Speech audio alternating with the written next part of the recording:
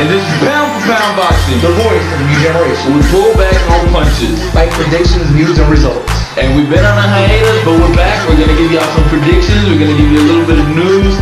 And then Knowledge wants to rant because that's what Knowledge does. He rants.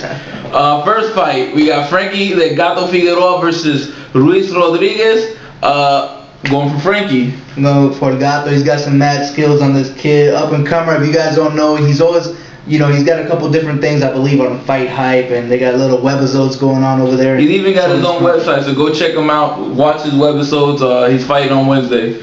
Next one is Shaun George versus Chris Byrd at light heavyweight. I'm gonna go with the heavyweight coming down to light heavyweight. He looked, you know, he's very great physical condition. Chris Byrd always known for his skills in the ring, and you know, very slick fighter. And you know, coming out from heavyweight, knowing that he had a punch back there, he could carry that punch. I don't know about having a punch at heavyweight, I think he could have a good punch. But he beat Vladimir coming down. He beat him because they gave up. Anyways, coming down from heavyweight to light heavyweight. He's got a big head and a little body now, but I don't think he's gonna.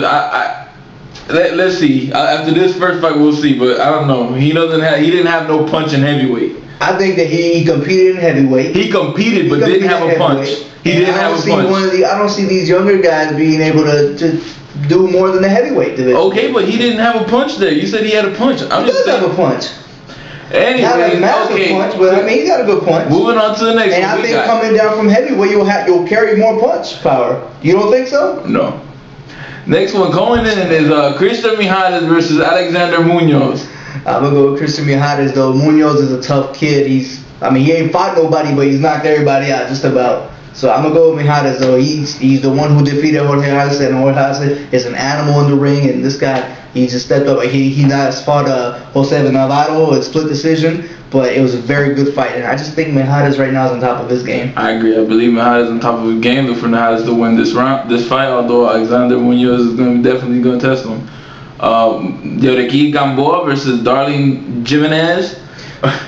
Go with Jimenez. We're gonna go with the Cuban kid again. You know, how can you go wrong with him? That's right. Gamboa just signed to you know, sell cigars now, so he's gonna be sponsoring that cigar brand on him on that day.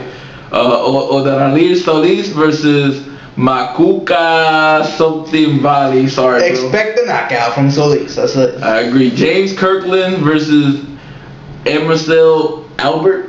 You know, it's an up-and-comer Kirkland. I mean, he's got 18 wins, 21 wins, and 18 by knockout. I'm expecting another knockout right here. The young kid. I can't wait to see him step it up. There's definitely going to be a card where they're going to show off, you know, these three talents and, you know, progress them and try to bring them into the eye of the public so that, you know, we can get more excited about these young up-and-comers.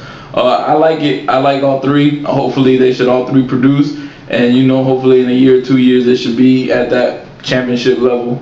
The next one is going to be Glenn Donaire versus Ulises Solis. I think there's going to be a toss-em-up fight. Glenn Donaire, I mean, the only thing I've really known him for losing to Victor Arcinian. Nonito Donaire was his brother, the one who beat Victor Arcinian. But, you know, Solis, not really known as well either. I mean, both these guys are just who they are. Okay, so who you pick? I don't know. I'm going to go with Donaire. I'm going to go with the Filipino kid. I'm going to go with Solis. You going with Solis? I'm rolling with Solis. I'm rolling with a Mexican kid. Moving on to the next one. Jorge Arce versus Devid Lookmahanak. Like I said, Jorge Arce is a beast in the ring. Expect a knockout in this fight. Jorge Arce is going to show what he's made of. I agree. Next one, Anthony Mundine versus Sam Soliman. Anthony Mundine making a lot of statements lately. He's on a comeback, you know, after his whole eye debacle. I think I'm gonna go with Anthony Mundine because he already defeated Sam Soliman by knockout in the 9th round the last time they fought. And yeah, I think he's got the bigger opposition in his record. I mean, I know Sam Soliman is a crafty veteran, and he's very. I mean, you know, watching him in the contender, he's very solid with his training. I mean, he's got a lot of stamina. But I see Anthony Mundine. He's been there with Mikkel Kessler and some other guys, and I just think he's got. I think Anthony should win this fight, but on a real level, I don't think he's as great as he thinks he is. Right? Yes. I'm gonna put it out there. Every time he's even come up in opposition, he's lost. So that's just my feeling. Then again, I might be on a hateful tip today. Who knows?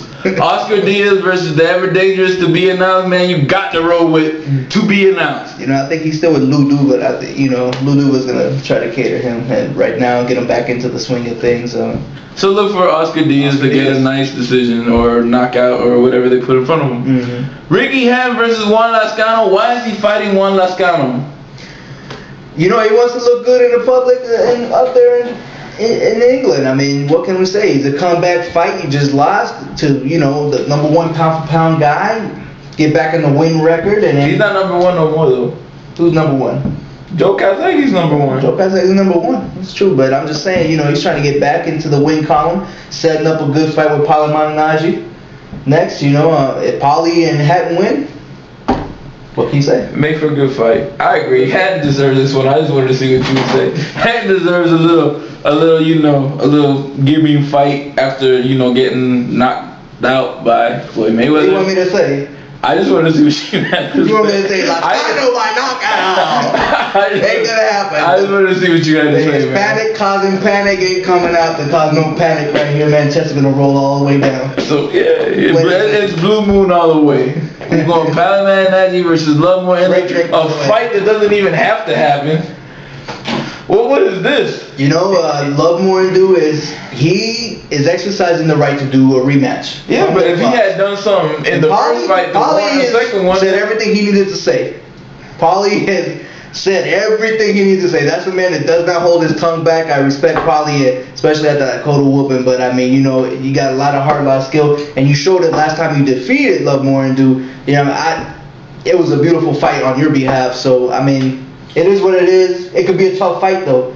Never sleep on Lovemore. I mean, Lovemore, he's been around. Pauli by decision again. Pauli by decision though. Now news and results. Here's a little take. Knowledge wanted to rant about Oscar De La Hoya versus Steve Forbes. Take it away now. Yo, I just, you know, there's a lot of people out there saying that, oh, you know, Oscar's gonna get back. He's in great shape. He's gonna pop that jab. Man, look at the opposition that he had. And I'm not knocking Steve 2 pounds for it, but let's be real about this. Steve was way out of his class, okay? I mean, not so much class, but out of his weight class. His weight class. Weight class, yeah. He was 2 weight classes away from where he needs to be fighting. He's a shorter guy. He's got shorter arms. I mean, and he still made Oscar look bad. He even gave him a hairline fracture on his cheekbone. Come on, 2 pound forwards doesn't hit that hard. So that to me right there shows me, and Oscar's face looked pretty rugged after that fight. That to me right there says that you ain't ready for Mayweather, and you're not gonna be ready for Mayweather. Mayweather is far more skilled than 2 pound Steve Forbes. Okay, far stronger, far faster, better defensive fighter. You're just gonna fight an all-around better fighter in Mayweather. Okay, what the hell does fighting Steve Forbes warrant another fight with Mayweather? Steve Forbes is not an elite 147-pound fighter. You tell me. I mean, the public, I want the public to understand this, though. I mean, they're going to be sold on this fight.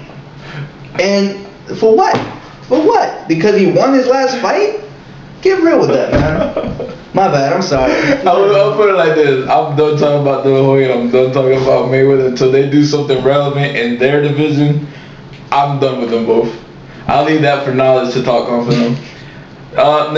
Result. Here goes the result. Witter getting upset by Tim Bradley. And for you guys to watch that fight, that scorecard was way off. It should have been all the way for Bradley. Witter, I didn't see Witter do anything past, I think it was the 4th or 5th round, 6th round, something like that, when he got knocked down. After that, Witter was in defense mode the whole time, and clean, easy victory, I thought, in my eyes, for Bradley. Witter showing, you know, he fights a lot like Hamed. It was good for Hamed, but seeing him do it's kind of, I don't know. It didn't. Yeah, let me just say this. Witter, for somebody who talked all this smack and wanted freaking Ricky Hatton in the ring, you really didn't do what you needed to do in this fight to get Hatton in the ring. And you probably lost your biggest payday just because of that. You let Desert Storm Bradley, not knocking on this kid. This guy's good. But you let somebody who supposedly was not at the caliber fighter of Hatton put you on your butt. Anyway, Bradley, I like what I saw in Bradley. He boxed beautifully. He used the ring. He used his punches perfectly. Bradley, definitely somebody to be watching out for in the future. I thought he did a beautiful job in the ring. That's it. That's this week's show, guys. Hope you guys enjoyed these predictions, results, and rants.